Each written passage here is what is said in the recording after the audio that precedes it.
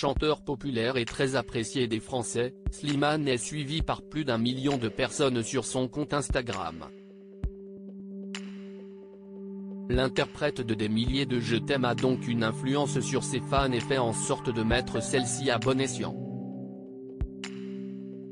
Slimane reprend le sport. C'est via sa story Instagram qu'il s'est pris en photo pendant une séance de sport, écrivant en légende de celle-ci.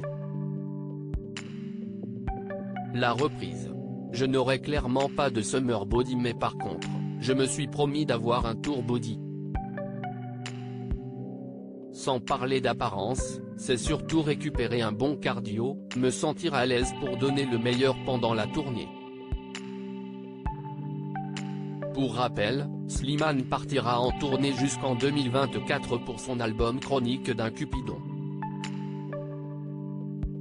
Ce rappel important à ses fans alors que nous sommes plus facilement confrontés à des images de corps parfaitement sculptés, qu'ils soient retouchés ou non, sur les réseaux sociaux, les internautes peuvent tomber dans le piège de se dévaloriser et d'entrer dans une course impossible à une perfection qui n'existe pas. Face au danger du culte du corps, Slimane a tenu à prendre la parole. Après avoir reçu de nombreux messages de ses abonnés au sujet de la pression qu'ils peuvent ressentir sur le poids qu'ils font, Slimane a déclaré « Je fais le yo-yo depuis mes 13 ans, l'âge où j'ai décidé de faire mon premier régime. S'il y a bien une chose que j'ai comprise, c'est que tout se passe dans la tête ».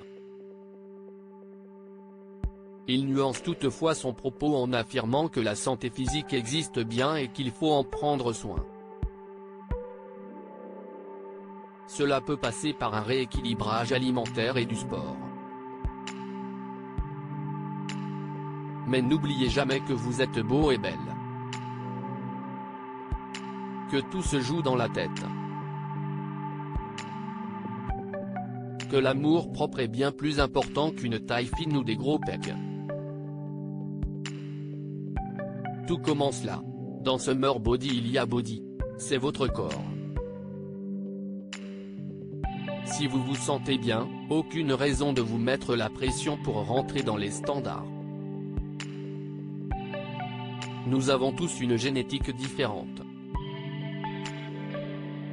Les critères de beauté changent selon les pays, les cultures et surtout selon celui ou celle qui vous regarde. Alors commencez par vous regarder avec bienveillance et amour. Voilà de bien sages paroles qui, espérons-le, seront trouvées les personnes qui en ont besoin.